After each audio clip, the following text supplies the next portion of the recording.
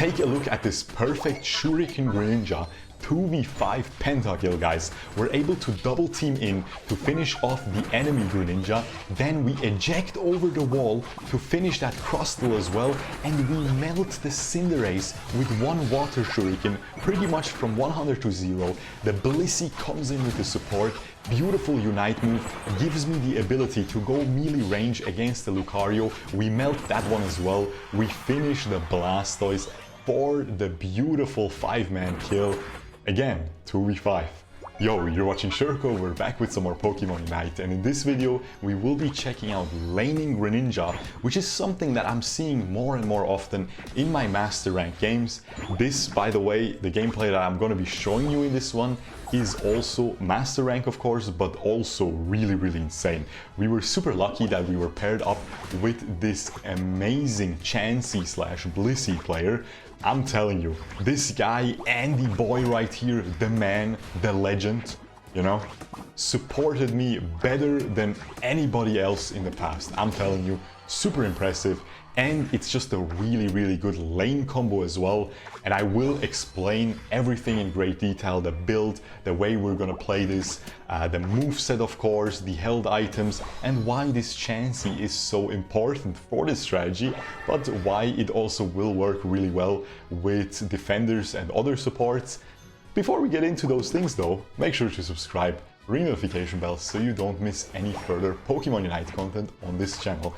And as you can see, the lane started off pretty well. The Lucario ended up overextending a little bit, and we were able to get an early takedown, which is super good, because as this Greninja, it was always put in the jungle in previous patches, because you would just be able to get super quick to that surf, right, to that level 7 where you become super strong. Now with the new patch though, the base stats got nerfed on Greninja. A lot of these tanky enemy Pokemon got buffed, like that Venusaur, you know. It used to be that ranged easy kill, solar beam spamming piece of garbage, you know, the Venusaur. Now of course we know it's a petal dancing, giga draining piece of trash, as you saw in my previous video.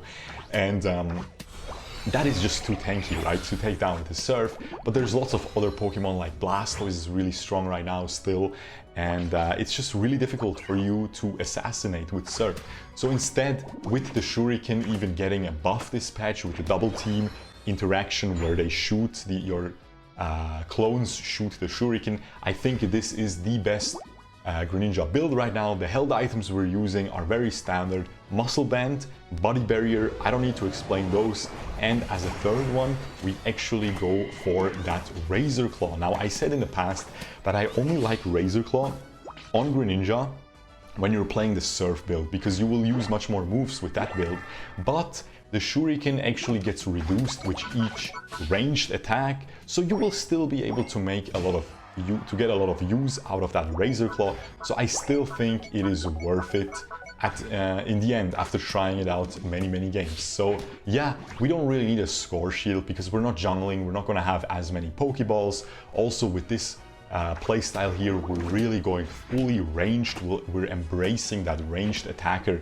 playstyle for the Greninja, and so I feel like the Body Barrier is just gonna be better to keep us safe. And as you can see, I joined the Dreadnought fight. I'm able to get level 7 just in time, and I'm gonna be able to have a lot of impact in this Dreadnought fight. As a jungler, I would be level 8, maybe level 9 already if I got an early takedown, but level 7 is perfectly fine. That is pretty much all you need as a Greninja, and as you can see, we're already able to deal a lot of damage. Again, we go into that top lane, we ideally want to be paired up with a support.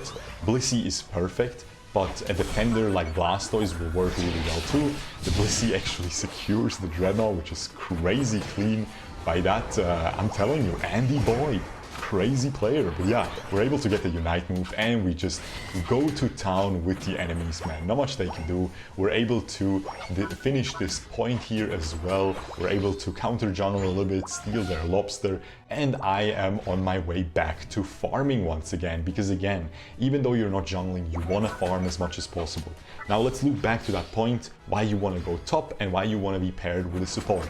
Because again, you're going to be the attacker, you want most of the experience, the farm, you want to get these last hits in the lane, so it's really good to pair you up with that support like an Eldegoss or Blissey that don't need as much experience. And again, the name of the game, if you're playing this build, is hit level 7 before Dreadnought, which can be a little bit tricky, but it's generally much easier top lane, because usually the junglers gank bot.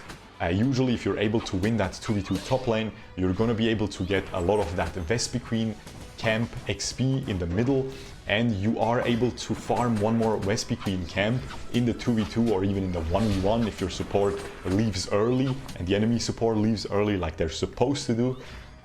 You're going to be in that 1v1 at that 7 minutes 20 Vespiquen, and if you get a lot of that XP, you will get your level 7 usually. So again, this is a basic Pokemon Unite gameplay where you put someone in the top lane that needs a little bit more XP than something like a Ninetales, which can just be perfectly happy in that bot lane.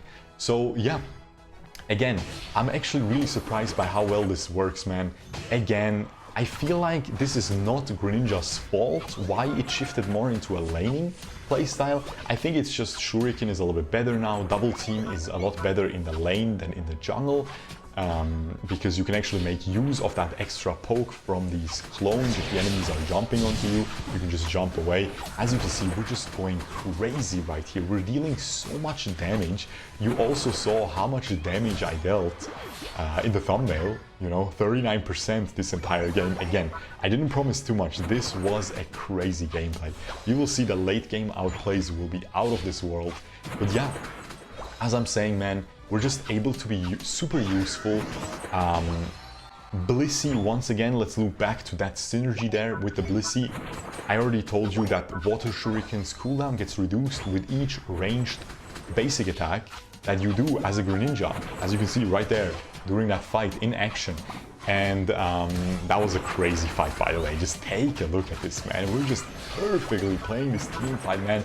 The Blissey comes in with the support, and I'm able to transition into a little bit more of a melee playstyle for the end of this team fight. And I did not promise too much, guys. I told you, especially this Blissey. So satisfying when you get that random teammate that locks in support and plays like an absolute god. But yeah, as I'm saying, the Blissey gives us attack speed with the helping hand, so that will further synergize with the cooldown reduction on our Water Shuriken with each basic attack. So this was basically all stars aligning. But even if not all stars align for you, you can take that Greninja, take it to the top lane, and yeah, get 30% damage dealt every single game. That is what Greninja can actually do, and look at the damage we will do on this Lucario. I trap him, I saw that he was doing the lobster, he jumps onto me, he does his usual thing where he's just really broken, because that's what Lucario does. I should not have used double team, because the double team just gave him more extreme speed resets, so that was very dangerous, but we are able to still manage to get that takedown. And yeah, that is pretty much all I had to say about this build. Now we can just enjoy the rest of this crazy gameplay, man. As you can see, I come in perfectly at 2 minutes to dunk, get that 100 score. I go back to the Zapdos here, and unfortunately the Blastoise comes, so I just eject.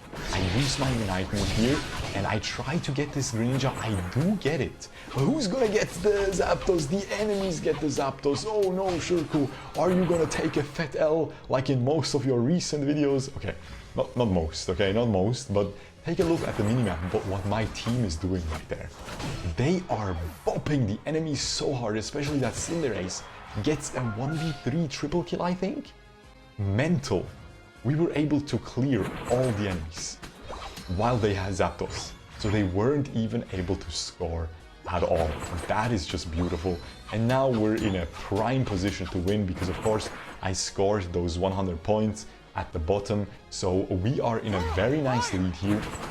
And my Blissey scores a little bit more, the enemies weren't paying attention, and here I am just kiting them, man. They think they can get me, but we get the Blissey support again. I thought I was gonna die, but the Blissey just comes in again. I'm telling you. Honestly, guys, I should give my YouTube channel to this guy. Subscribe to Andy Boy.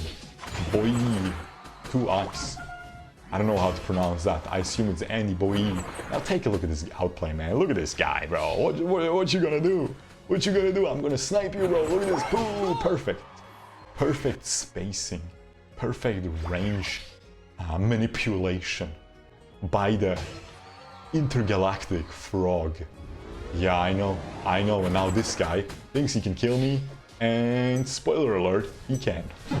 But it's fine, because there's 5 seconds remaining. We have 14 takedowns, 4 assists. It is beautiful. My Blissey has 3 takedowns, 10 assists. Absolute god, mate. Whole team was really good though. Whole team, amazing gameplay. And of course, who had the best gameplay though? Definitely me. Let's be real, guys. Look at this. Look at this absolute honk of a frog, mate.